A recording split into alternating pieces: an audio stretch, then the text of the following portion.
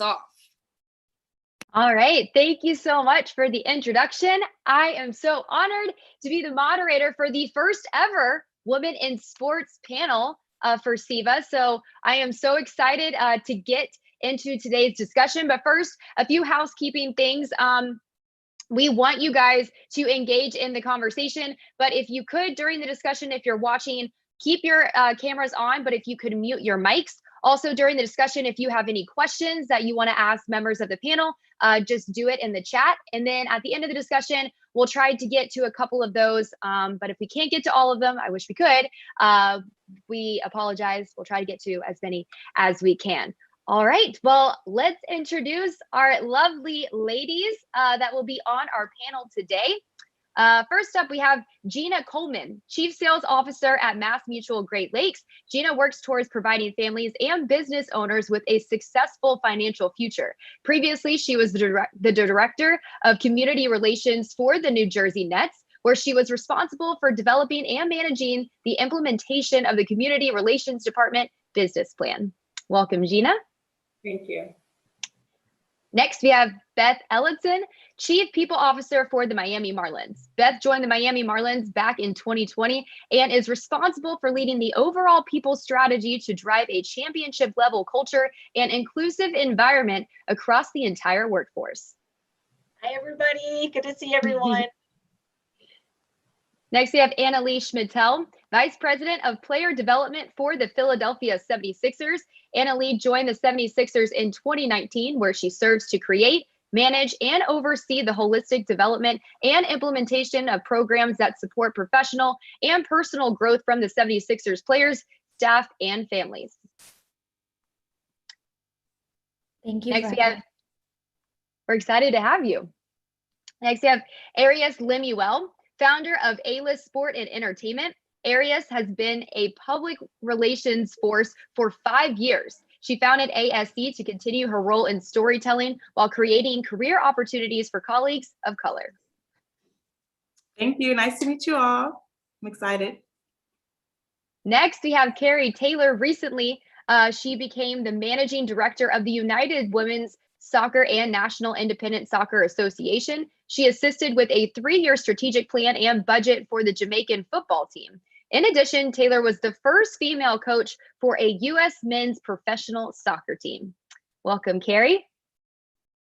And finally, we have Yaya Ramirez.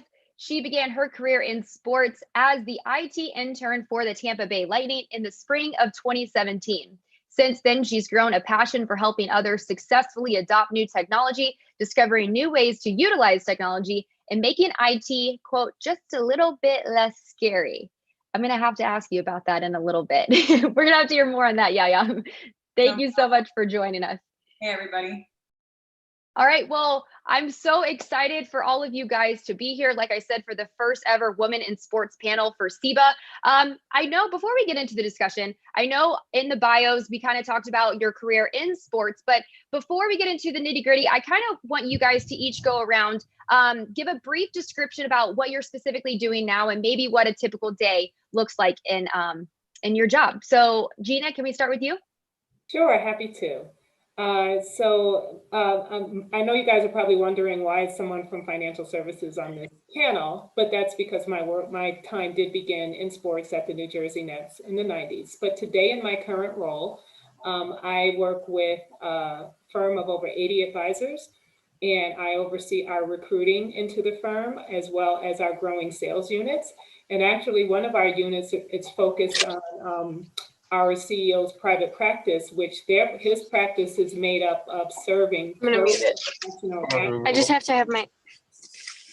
And so day to day, I'm always talking to candidates. I oversee our training and development as well for the advisors on our team. And so I'm working with advisors, working with our new advisors.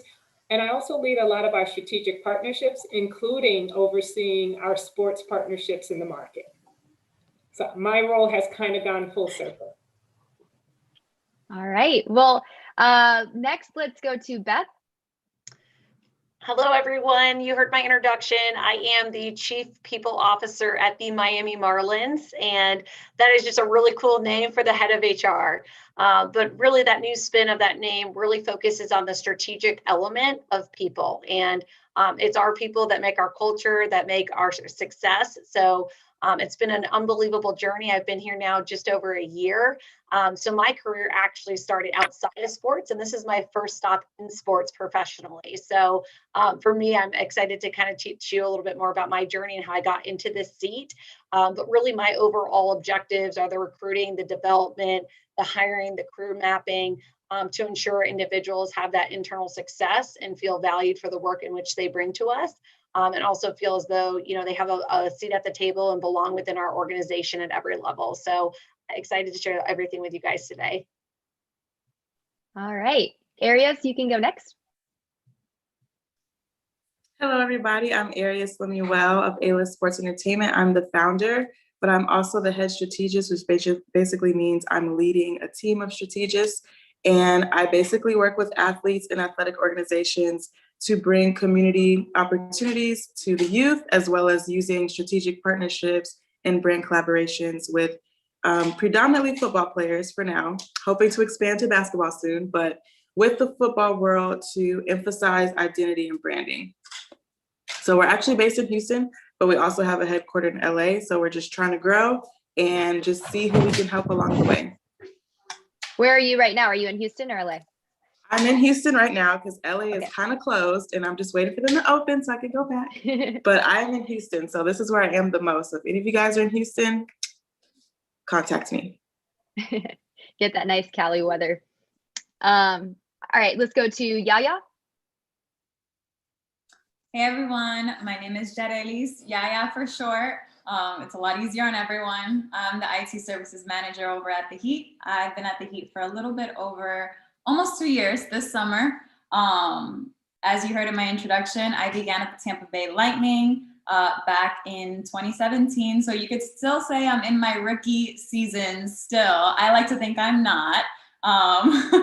And so a lot of what I've done in the past 4 years now has centered around technology and more specifically around software development, rollouts, adoption, and training. And that did begin over at the Lightning. And then when I transitioned over to the Heat, they already had some projects that they were like, hey, we need somebody to kind of just like take the lead and really just own these projects. And that's a lot of what I do now.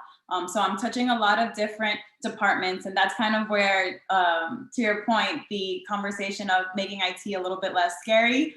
Usually when people hear IT, they're like, their brains are like, no, like I don't want to talk about it. And so my goal is for people to not feel that way, for them to feel like we're here to help, we're a service to the organization, and our main focus being that we can make this as easy, as painless as possible. Love that, because I still I don't get technology. I still have trouble with it. So I'm glad we have people like you. Yeah. All right, let's go to Carrie. Sure. I am a proud Wayne State alum. I did the sports administration graduate program way back in the mid-90s. So thank you for having me back. I'm loving it. Currently, I work for a company called Club 9 Sports, and I do a lot of different consulting projects. So the most recent project is launching a Division II Women's Pro Soccer League. We just announced the name of it. It's called Whistle today. So that's been a really fun day. I also do a podcast called Women Talking Soccer.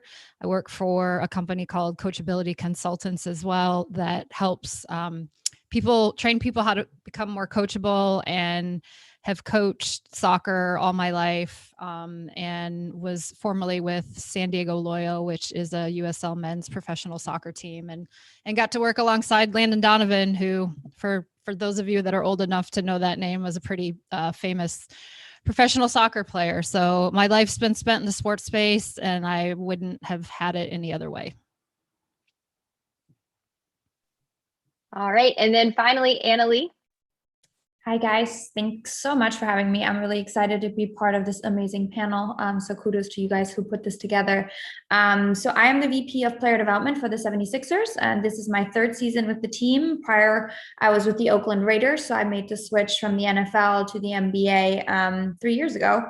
And yeah, it's exciting for sure. So my job entails sort of a lot of different things, but if I had to put it sort of in one bucket, I would say like my main job is to maximize our players' growth on and off the court and minimize any distractions that could interfere with that. So really it's about making players better, but more importantly, helping them grow as people in the process in a lot of different ways. A lot of people in other departments that are involved with this, but it's all about kind of creating a strategic plan for each player to maximize their time in the NBA. All right. Well, I mean, obviously, just hearing you guys just talk about your jobs, there's no doubt that you guys are bright. You are very successful in your jobs and in your careers. But I mean, you guys could have been successful in any industry. You know, a lot of you guys, you were former athletes. You guys started in sports. You've always been there. And then Beth, you said that you were in another industry and then you decided to go into sports. So I guess I'll start with you. I mean, what sparked that interest? Why did you want to get into the sports industry? Yeah, so for me, I was actually an athlete my whole entire life. And up and through college, all of my key milestones and successes that I had were tied to sports. So it was really after college is where I had to find almost a new identity of how to be successful and a career to pursue. And I was able to find that outside of sports. So as soon as I graduated, I went into Enterprise Rent-A-Car's leadership program. You guys have either interned there or know somebody probably who's interned there or worked there. And spent about 8 years of my career going through a leadership development program and then finding my way into recruitment. And then I bounced into an HR partner role. And after my stint there, I had an opportunity to work in a scaling startup where I went from a high level corporation to something that had no HR built out and was able to find a lot of success there. And it got to the year where I was looking for that next step. There was a level of passion and fulfillment that I was still missing. So I actually was going the entrepreneur route and figuring out what my next year was going to look like. And all of a sudden, the Miami Marlins Chief People Officer job posted. And I looked at it, I said, you know what, I'm put my name in this hat.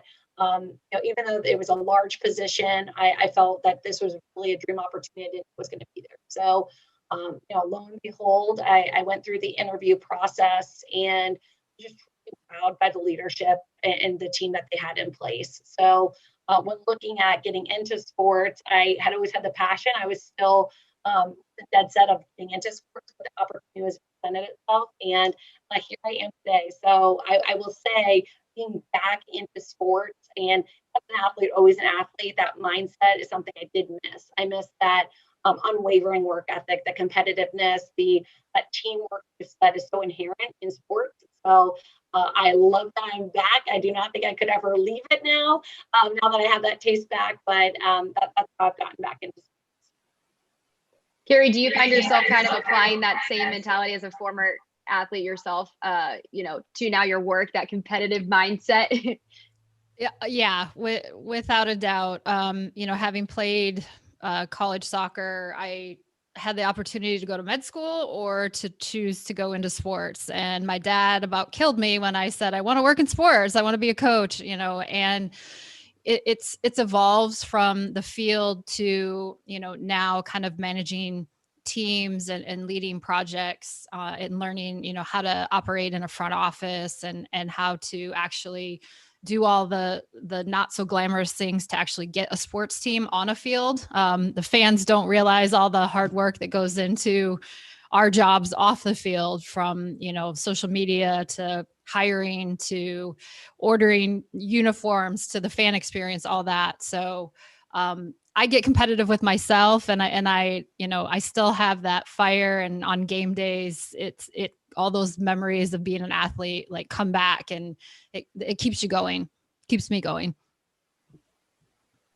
Well, I know there's a lot of, women who are young women who are watching this panel right now and who are interested in getting into sports. But as you guys know, sports is such a male dominated industry. There's not many women in the industry. there's more and more, which is great. But what for you guys, what has been the biggest challenge you would say being a woman in the sports industry? Annalie, I'll start with you, and then whoever wants to jump in after her, do so. Yeah, I think it goes without saying there's definitely challenges. As you mentioned, Brooke, it's grown. There is more women that are part of sports organizations, that are running sports organizations now, which is amazing to see. And I think it's such important growth. And obviously having panels like this helps. There are challenges, no doubt. And I think every single woman on this call has experienced it in some way, shape, or form. I've been pretty lucky in my career to have really great mentors and people that, you know, were allies and cheered me on along the way, but that doesn't go without challenges either. I think as women, no matter what, especially in sports, you have to almost be the most prepared person in the room, because people look to you and are, you know, looking at like, why are you here? What is the intention? And those are the questions that you sometimes get, and sometimes, you know, verbally outspoken right away, and other times just kind of you can feel it in the air.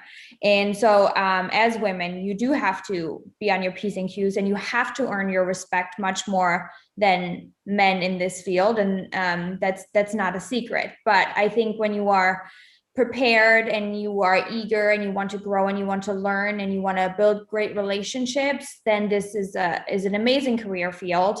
It just, you know, takes a little bit of extra oomph at the end of it to get through it, because there are hurdles along the way, and there are times that aren't great, but the great times do outweigh that most of the time.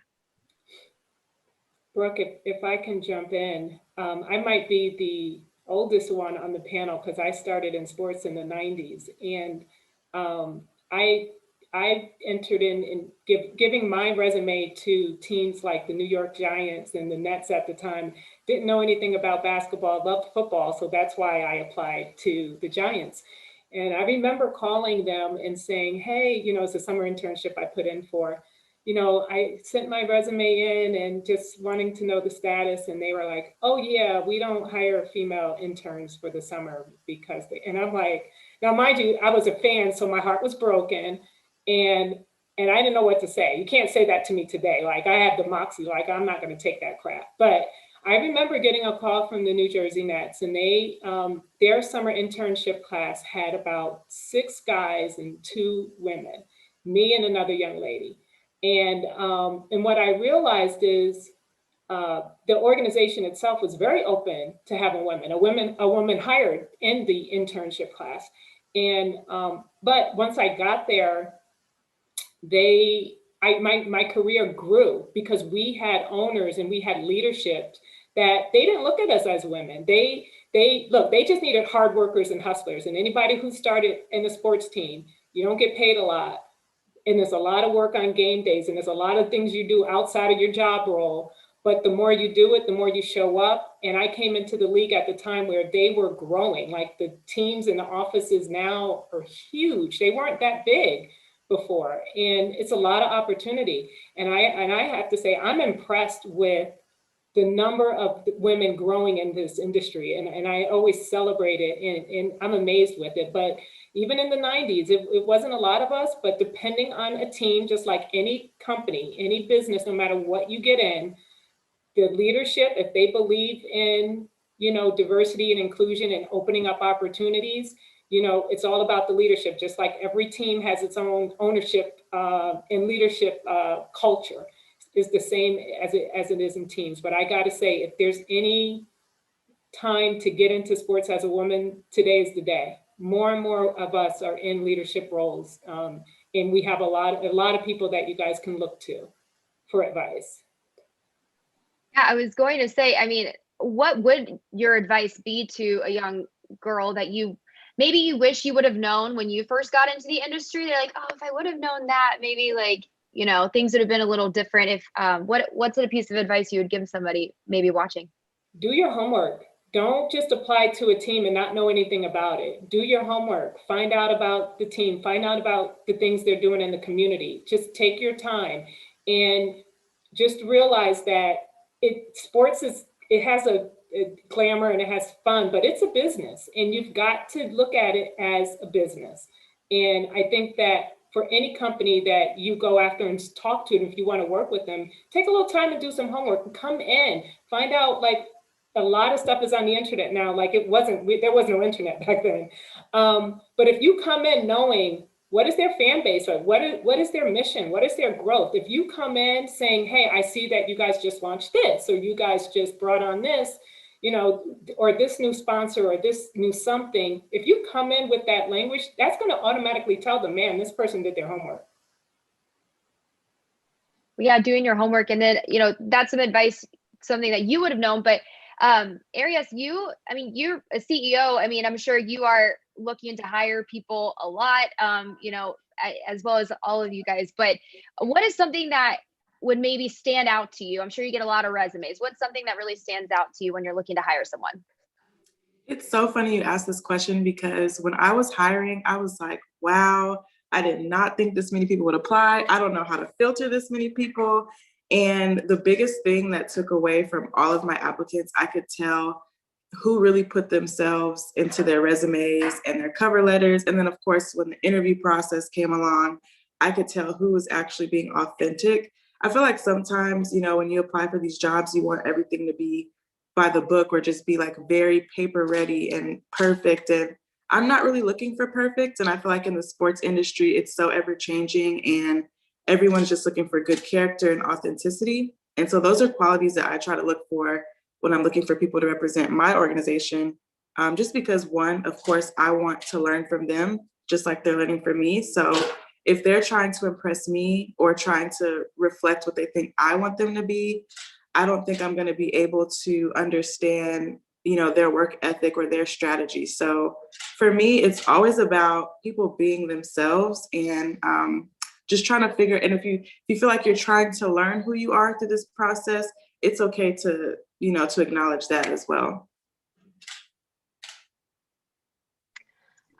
Yeah, I got it. And you kind of touched on a little bit when you were talking about your job, but give us some more details on this IT and how it's growing. I mean, you're seeing, I'm probably not saying it right, but the analytics, all of this stuff just really growing in every sport. So just kind of fill us in a little bit about how you've seen the industry change in the NBA and how it's affecting other leagues as well.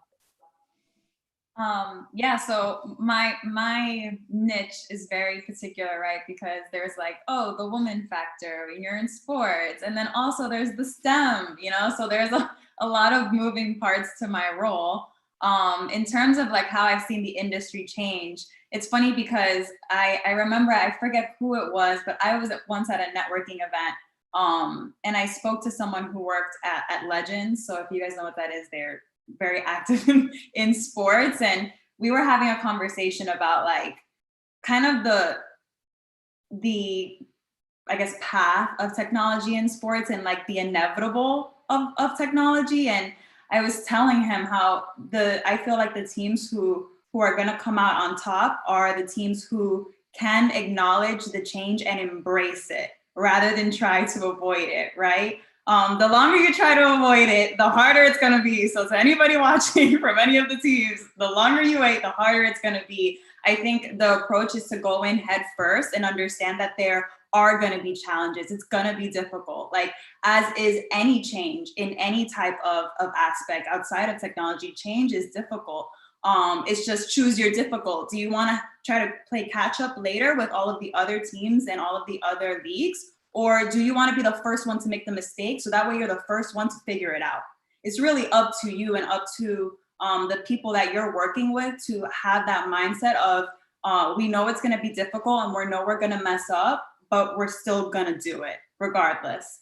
I think those are the people, those are the teams. Shout out to the Heat because they are very forward thinking, ready to take the plunge. And so I think it's going to benefit those teams in the end, and it's definitely worth the risk. So in terms of analytics, my role is a little bit outside of the analytics piece. We have a whole team who does our analytics who are brilliant. Shout out to 601. And they are the brains of the organization.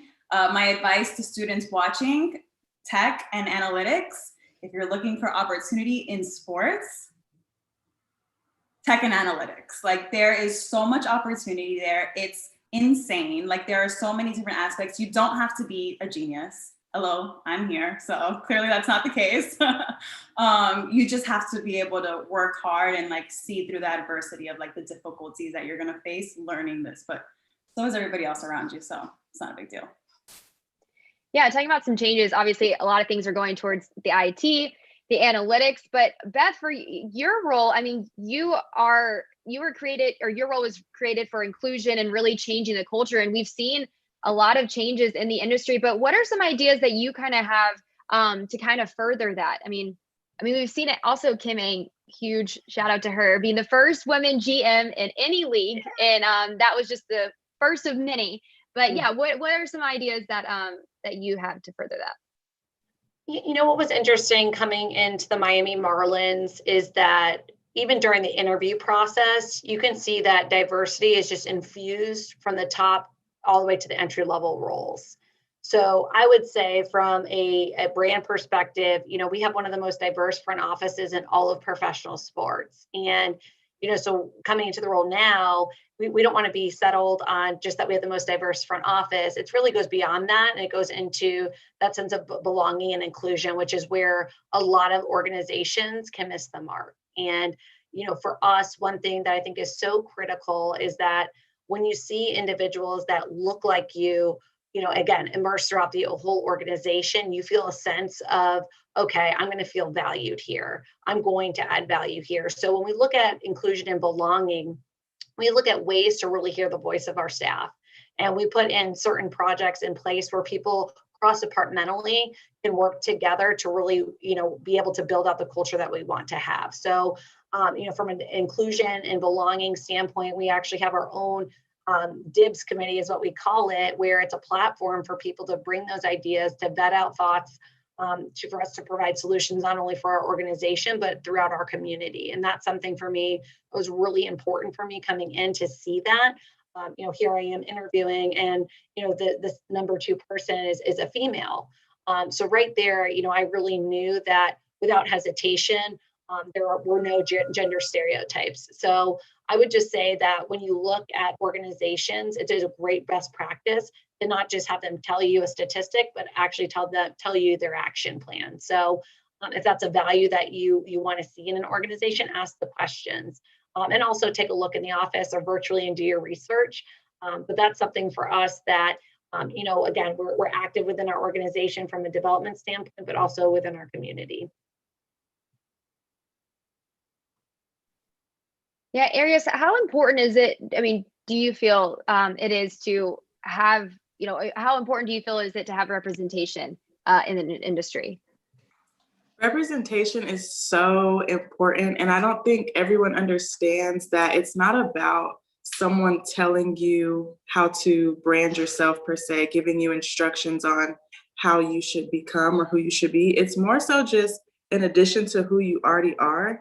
And so like with my platform, we kind of meet our athletes in the middle. You know, we have to learn about them and we storytell through that, you know, to create these brands. And when you're building a team of professionals that you want to represent you, I think it's important to understand like, okay, I hold the keys to, you know, how I want to portray myself, and having representation just kind of adds on to that. And I think that like when you're thinking of strategic partnerships and branding and collaborations, you want to find organizations and companies and products and things like that that match the values you have. So like with the community work we do, we make sure if we take on any clients, they are represented through the same ways that the community wants to be represented by. And so it's all about like merging efforts and merging ideals and standards, and then finding a way to emphasize, you know, who you want to become in addition to someone else's goals or their story, and just like putting it all together. Yeah, and representing, you know, want to be do a good job representing your athletes. And Annalie, I want to ask you too, I mean, creating that relationship with the players, I feel like you work with them so much. And it's so important to kind of gain that trust.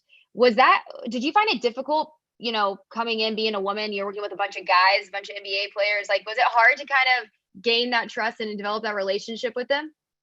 It's an interesting question. That trust piece is definitely, I would say the only currency I have. So I don't dictate playtime. I don't dictate their salary. So all of those things that would, motivate somebody in a lot of ways to like forge relationships, like I have no parts of that. So really I'm there to help them. And like truly that's my only goal, is to like serve them. And coming into any organization, athletes are inherently like intuitive creatures, and they have so many people around them, and they gauge really fast like who's in it for the right reasons and who's in it to take advantage of them. And I think when you go into it like authentically and like you're not in it for anything other than to help themselves, then the building the trust and relationship piece hasn't really been difficult for me.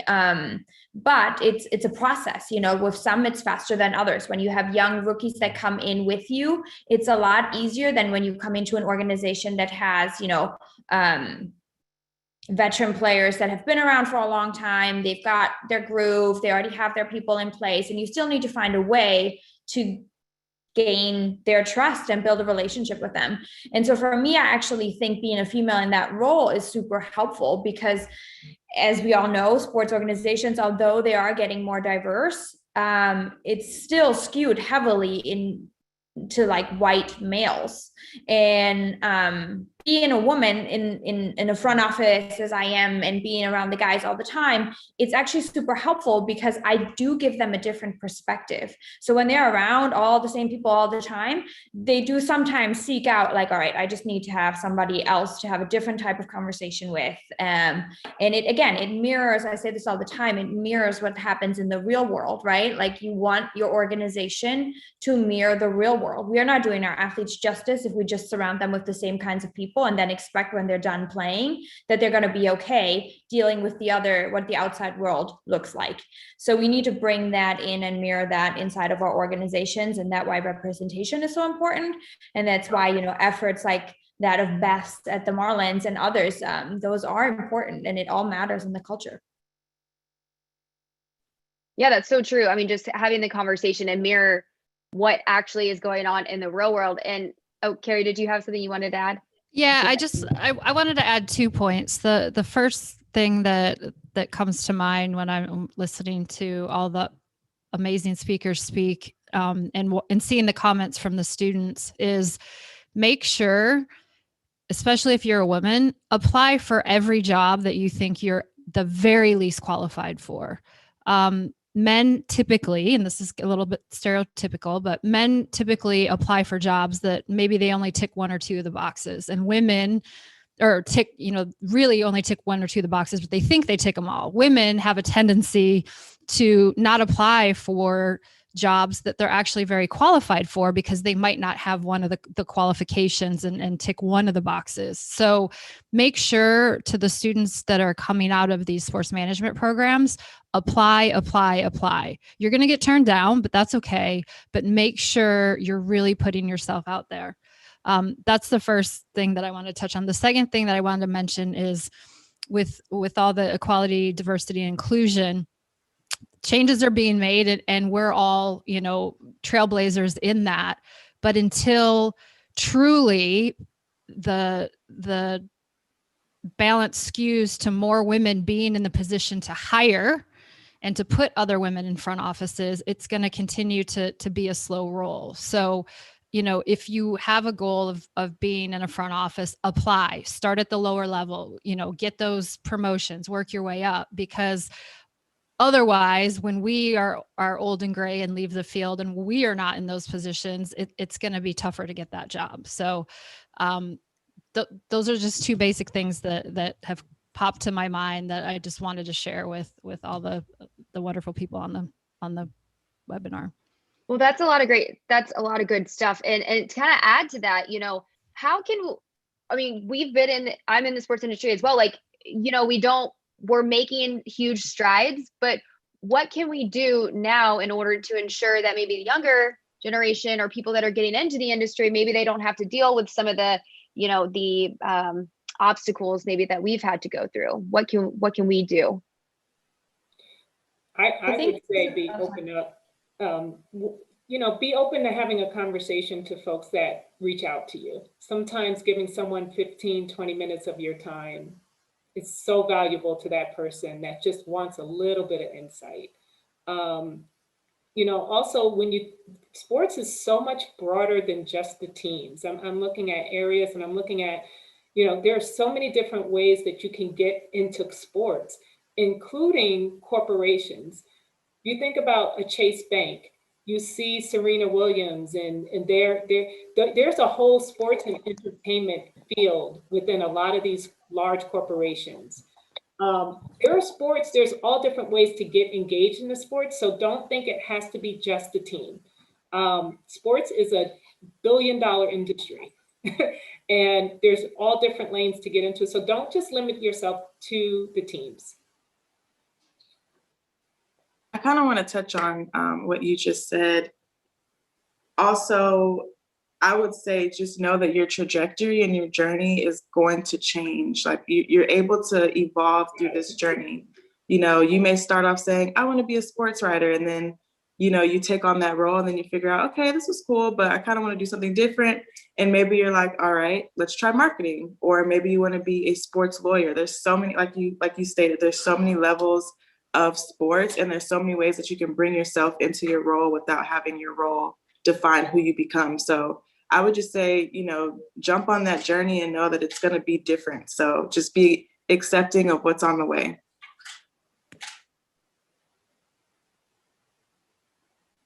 Gina, did you find it hard to cross over from sports to what you are doing now? Was that difficult? No, my transition, when I was at the Nets, I had, starting right out of college and being there close to 10 years, I had transitioned into so many different roles. So I kind of built a career. The thing I was about to say, the problem was, but the thing, what happened was I got married. Wasn't a problem, but I had to give up my career. And then when we moved to Detroit, and I found myself, my kids were older and we were settled, and I said, what do I want to do? I was trying to figure out, do I want to go back into sports? And I purposely didn't end up going back into sports. For a brief stint, I ran my own salon and spa here. But then when I was ready to get back into corporate, the grind of this working for a sports team, I wasn't that interested in. And I actually, when I met PNC Bank at the time, I was co-chairing a fundraiser. I was doing a lot of community work. And someone convinced me to think about financial services. And I'm like, I didn't go to school for financial services. And they basically said, that's okay. There's all different ways to get in. And so I actually decided to try it. And once I got into the bank, what I realized, I evolved into a role that my sports career and my sports background played a huge role in me getting my last big job there, which was Director of Client Community Relations, because guess what? They liked the fact that I used to do a lot of the sponsorship activation for the team. Here we have people in the bank or in financial services, like they don't really know anything about sports, but here they had someone in their team that worked with sports. So guess who was in charge of sitting in those meetings and deciding on what sports teams we decide to market with or buy. So my sports background was pivotal in my success at a bank. I mean, there's not enough numbers. Oh, I didn't know. Thanks, Andrew. So yeah, so I would just say, keep their eyes open all around. I mean, there is so many, even coming out of college with a sports degree, you go into some of these companies who didn't have any kind of experience or education around sports management, you will find that you will have the upper hand in certain roles. Go for it. Go for it. Don't worry. And Carrie is absolutely right. That's great advice when it comes to women and the way we look at jobs and the way we go for promotions. We think we have to have every box checked. Guys was like, oh yeah, I got 2 out of the 10. Let me go for it. I'm good. But telling you, if you have, I hate to use the word moxie, it makes me feel older than what I am. But you just got to have courage and confidence that, look, you're bringing yourself, your best self to an organization, and that the culture fits, your drive, your passion fits, your value system fit. You will be successful. Just get in there. Just get in the door. Yeah, because I know a lot of people, when you're in college, when you're graduating, you're like, oh, did I major in the right thing? Or like, if I majored in business, does that mean I can go into sports? Or and I know kids who are watching who are graduating. I was a business major and I'm in broadcasting. So like you said, Gina, like it's, sports, if that's your background, if that's your focus, it can cross over into other areas and vice versa. So that's really great advice. I know, having a mentor is so important in any industry. Did you guys have a mentor, or how important is it to kind of have a mentor, or even just a support group, like being women in, a sports industry with so male dominated? Do you guys have like a women, a group that, you guys kind of support each other, or somebody that really mentored you? Gina or Carrie or what I did was, I think back when I was coming out of college, the word mentor wasn't out there, but you did have people that go to where you can bounce ideas off of and share in, either your fears or your apprehensions, or just seek advice, or just ask somebody, I look up to you. Can you tell me about your story? People love to share their stories. Take what you can from them. But once you have someone that really is ready in their stage to give back and are willing to quote unquote be a formal mentor, where they're dedicating, some time every month to work with you, or even just to spend time with each other. Because guess what? Even as mentors get a lot from their mentees as well. It really is vice versa. It goes back and forth. But I think mentorship is important no matter how you define it. If you have that one person that you can consistently go to. And I would encourage you to find somebody outside of your natural circle, because you want to get different perspectives. And, you don't have to, you can go to a woman, you can go to a man, but somebody who's willing to share their story and give you that time. And just make sure if you do, connect with the mentor and have a relationship, just respect that person's time, come in with some clear goals and like, hey, here's what I'm looking for. And then just know that usually those people are very busy who are very successful, and just be mindful of, maximizing that time when you have it with them. Annalie, Carrie, I know you guys had something to add. Annalie, if you want to go first. Yeah, I think, a lot of times people are so eager to I need to find a formal mentor. And a lot of what I've learned is that over time, it's just like little conversations with different people that provide really great value. So I don't think you need to go and seek somebody and say, I need you to be my mentor and I require 1 hour every week from you. Because honestly, a lot of people will panic slightly because it's like, oh, wow, okay, I want to give back. I really, really do, but my calendar is crazy. And so if you can find different people that give you 15 minutes here and there, 20 minutes, and then kind of organically grow it, that is the best advice that I can give you. And it doesn't matter what industry they're in. Some of the greatest, people that I've had conversations with about leadership aren't actually in sports. They're in other environments. And so there are so many different people with great stories, like Gina said, and great experiences. And the more you can surround yourself and have conversations with all types of different people from different countries, different perspectives, that's how you grow as a professional. And especially with where everybody is right now in school, the people that you're around on a campus, that in itself is a super powerful thing. So don't forget about your peer networking, being so busy trying to find a mentor. Yeah, if I could jump off of that, literally, Annalie, you hit it nail on the head. That's exactly what I was going to say, was that I was on a panel, I think maybe a month ago, and the same question came up about mentorship. How do you find a mentor? What do you do? What do you ask? And I reflected, I do have a professional mentor now. Shout out to Anna Glass at the Heat. So I do have a professional mentor now, but she's my first professional mentor. And that was set up by the organization. I didn't go out and ask her for that. So I don't know if I would have had that mentorship otherwise. And I couldn't agree more. I reflect back on the last 4 years.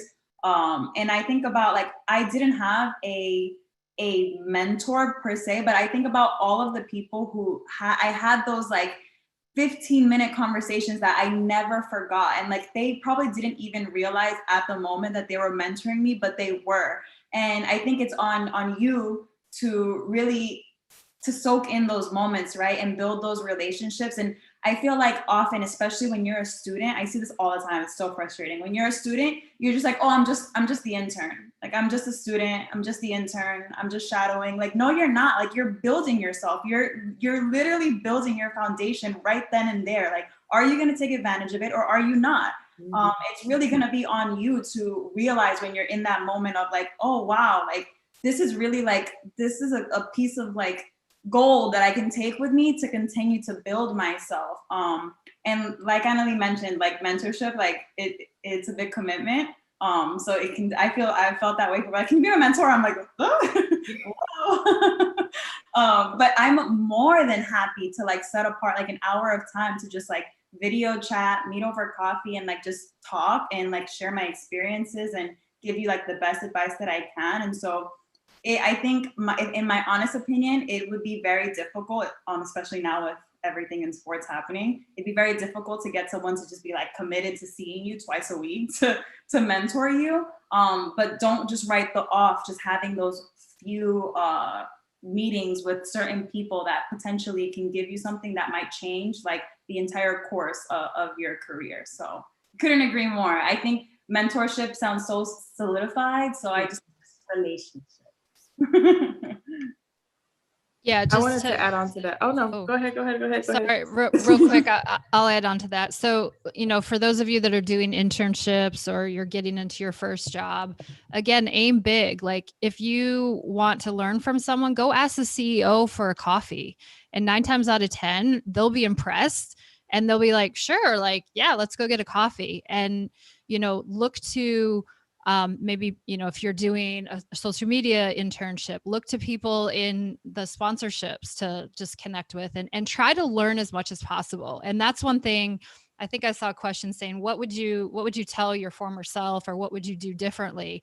And what I would do differently is I would start to learn all the pieces of the sports business sooner. I personally was so focused on coaching and the X's and O's and being on the field that it took me a long time late into my career to actually learn how to, be a director of operations or learn how to be a managing director. And so the more tidbits that you can take from all different gamuts within the sports business industry, the more marketable you're going to be down the road when you're applying for those jobs and when you really settle into what your passion is and what speaks to your heart in where you're going to settle. So just be a sponge and ask. If you don't ask, the answer is always no. So piggybacking on what everybody said, I know my area is a little different because I'm an entrepreneur, and I have a lot more like hands-on work with the actual clients or the athletes. But my athletes honestly teach me so much. And it's so funny because they're like, how do you learn from me? But I actually ask for a lot of feedback from them. I feel like we strategize a lot of things together. Even my staff, like they're my mentors as well. They're teaching me, they're helping me. So I do agree when Brooke, you said support system. I feel like the support to me is more important than the mentorship because I'm learning more from, and this is just like my love language, I'm learning more from acts of service rather than like people saying the right things or just, doing things a certain way. But for me, my clients have really shaped a lot of my progress and work ethic and strategy. And so if you're ever in a position to connect with players or connect with people more directly in your organization, I would say you can learn a lot from them because they are in the industry and it's going to help you, broaden your horizons on what you're trying to create within yourself. It's so just to add to that, it's funny, just developing those relationships with the players. I was doing another panel and somebody just said, just getting in the minds, I know there's men watching, sorry, but just getting in the mind of men because men think differently than women. And you were talking about like your love language and stuff. It's like just understanding the way that they think and the way that they communicate. Mm-hmm. And that also just really helps in this industry as well. Just wanted to add that. Yeah. Sorry, I just want to say one more thing. Yeah. It's so interesting because I think as women, we often say like, oh, being a woman in sports, we have these challenges, and we do, but you'd be surprised how many people are looking for those woman qualities to help, whatever they have going on. And so I think in my case, a lot of my clients were looking for a woman to fill those womanly roles, I guess you could say, to help them out. I do think we bring a little more nurturing to the table. It just brings a different style of, coming up with a solution, or, solving a problem, or just a different perspective. And sometimes, yes, people, hopefully everyone loves their mom. So maybe we bring a little bit of that sometimes to the table. But I will say, especially for the women on the calls, remember, you're not the coffee getter. You are not the cleanup. Do not get stuck into that mommy service role in your business, please. Because if you pigeonhole yourself, you will always be, oh, she'll go get the coffee. Oh, she'll take the notes in the meeting. Oh, can someone be the note taker? And the women is usually the first one. Oh, I'll do it. I know it's our natural instinct to step up and do those things, but just be very careful, because we pigeonhole ourselves sometimes. And you just got to remember that. It's got to be some balance. And you mentioned balance. I mean, what would be your advice to, anybody can jump in. What would be your advice to somebody? So obviously internships, developing those relationships, like you said, but you don't want to be like, when it comes to sending emails, you don't want to be annoying. You want to be assertive. So, I mean, what would you say is the difference? What would your advice be to somebody where that's like, they want to show that they care, but maybe they don't want to annoy someone? I would say, when you know the value that you bring and you're bringing an idea to the table that you vetted out, those are never annoying. And that's something that at the end of the day, we want to hear from our staff. We want to hear from people. We want people, I can't tell you how many people connected. The reason I'm on this call is because Honora reached out to me and we had a conversation and she asked me to participate. And I'm like, oh my gosh, I got to run home and get my kids. I got to do this. But I felt like I owed it to her, because I just love that she was, aggressive in the pursuit of making a great panel. So I would just say that, we want to, come with us with questions, come with an agenda, know what your goal is. And you will see men and women want to help. Inherently, you will see 9 times out of 10, people have a willingness to help and a willingness to help curate you to where you want to go. And if you're able to help problem solve for something that they're looking to work on, they're going to be all ears. So, that's where, coming into baseball was not my sport. I know very little about it, or knew very little about it. So I needed to figure out ways for me to add value to the baseball operations without being very human resources side of the business. And there's some value with what we do is evaluations and feedback and recognition that traditionally maybe isn't seen on the sports side.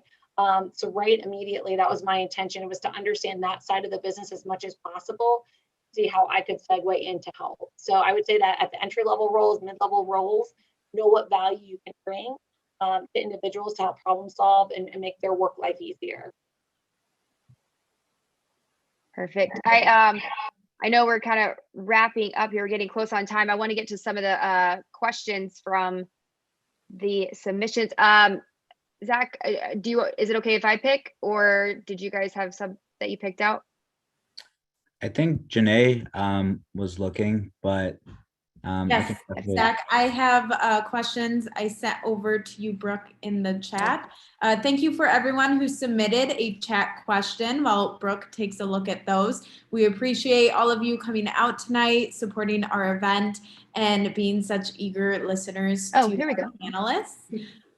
We selected a few questions. We appreciate you all being here tonight with us, and we're excited to ask questions to our panelists and get a bit more feedback from them. Okay, yeah, we got some good questions here. I guess if somebody wants to jump in, what was the biggest surprise you encountered when entering the industry as a woman? Does somebody have a big? I'll answer. Yeah.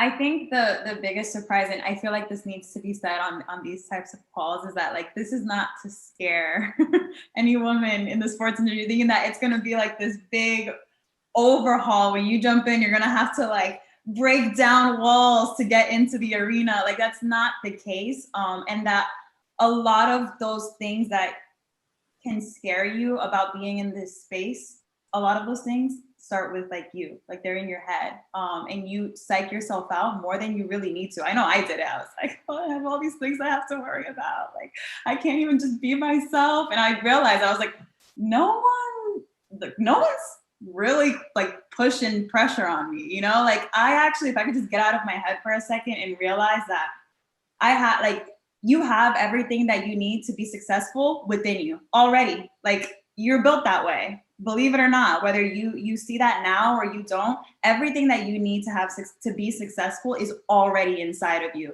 It's just a matter of you letting it out. That's the difficult part.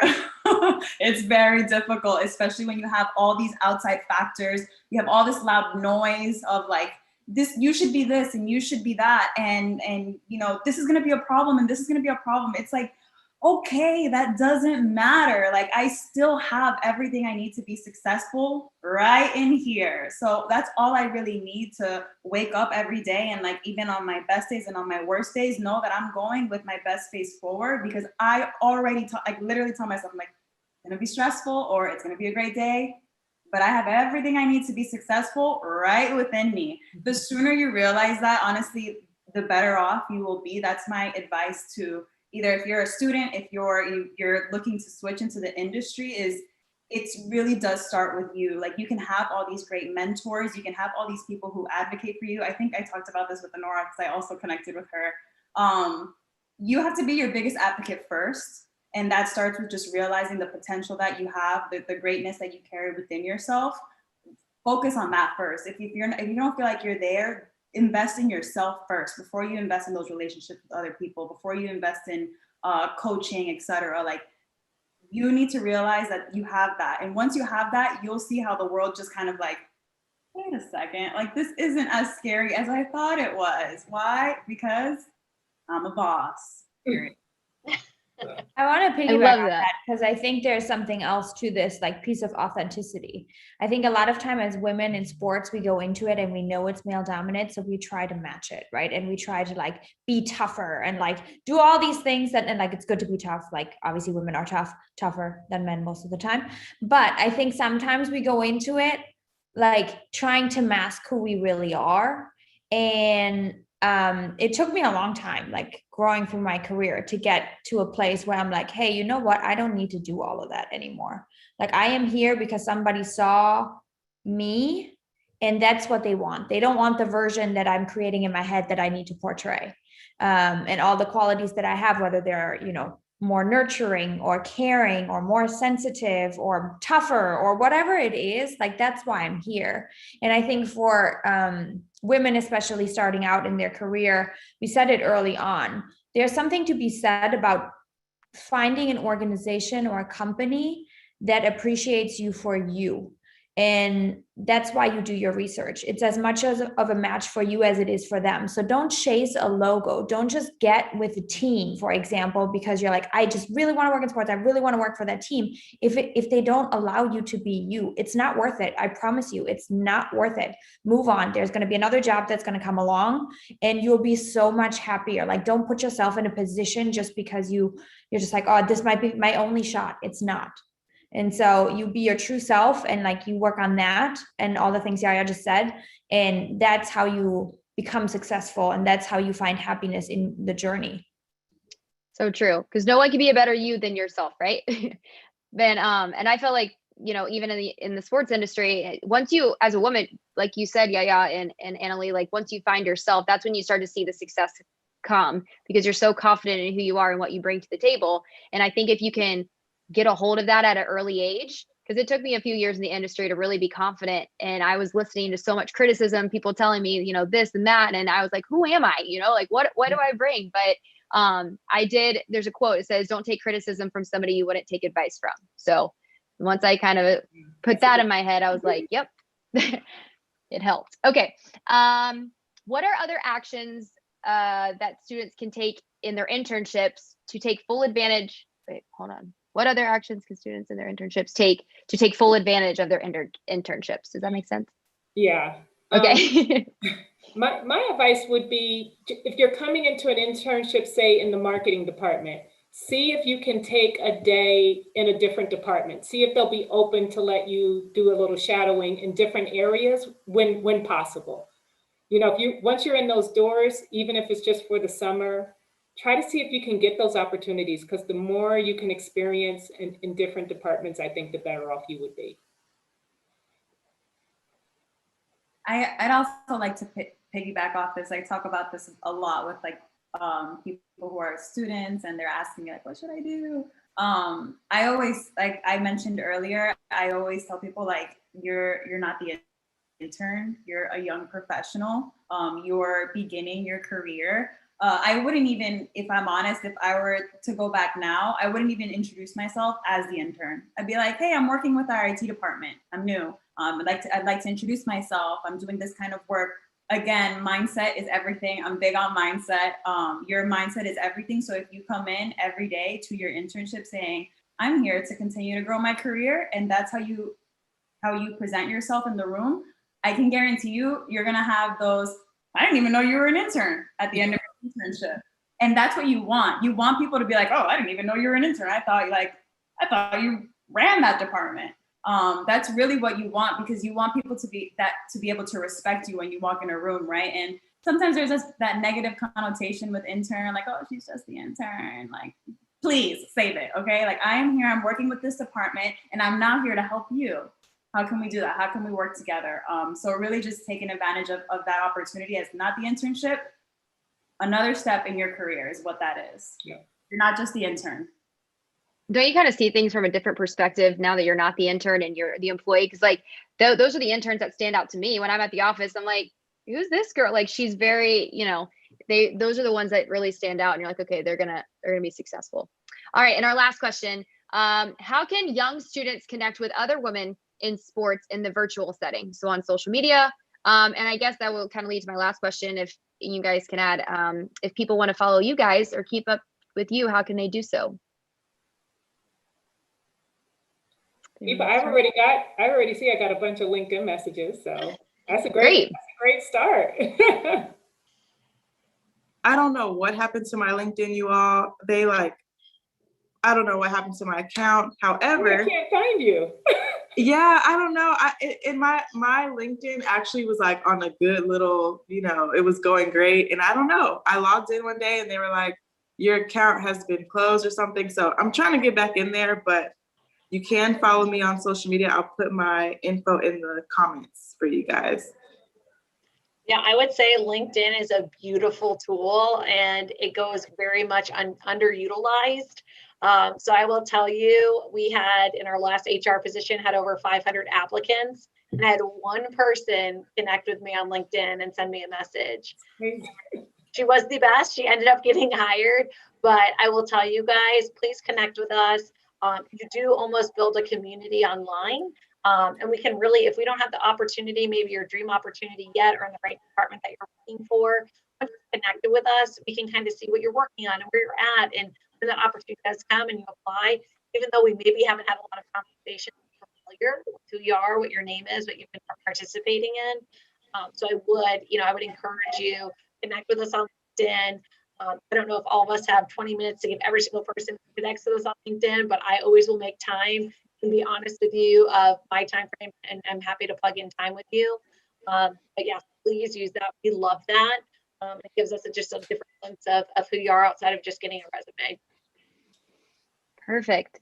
Well, guys, I wish we could, if we don't get to you, if you could put it in the group chat, how people can get in touch with you, your LinkedIn, Instagram, Twitter, so they can follow you guys. We appreciate you all joining us today, and I will turn it over to Honora to have our final closing statements. Thank you so much, Brooke. As we come to a close, we would like to thank each and every one of our students that have put on this event. Shout outs to Majesty Jones, Jasmine Daniels, Janae Lewicki, Bernice Zapata, and also our officers, Zach Warren, Andrew Spack, Bammy Wadwai, Logan McGinnis, and Connor Sissenrome. And an enormous thanks to all of our panelists for carving time out of their day to share their experience with us and offering such impactful insight. Additionally, as a reminder, today is Wayne State's annual Giving Day, so please consider giving a donation. I am going to post the links in our chat. And also, please follow our social medias. We do host similar events. Next week on April 14th, we will be hosting a Zoom chat with the Chief Operating Officer of FanDuel, so make sure to check that out. And with that, I will let everybody go. Thank you guys again for coming on. We had a great time, and thank you to our panelists and our awesome moderator for moderating the panel. Thank you so much. All right. It's great. Thank you so much, you guys. It Nice was to such meet a you all. pleasure Let's meeting you connect. all. Thank you. Fantastic job running the event, you guys. You should be very, very Yeah, proud of you did. it. Very, very well executed, each of you. Thank you. Have a Great great work. night, everyone. Thank you so Bye, much. guys. Have a good night. Have a good night.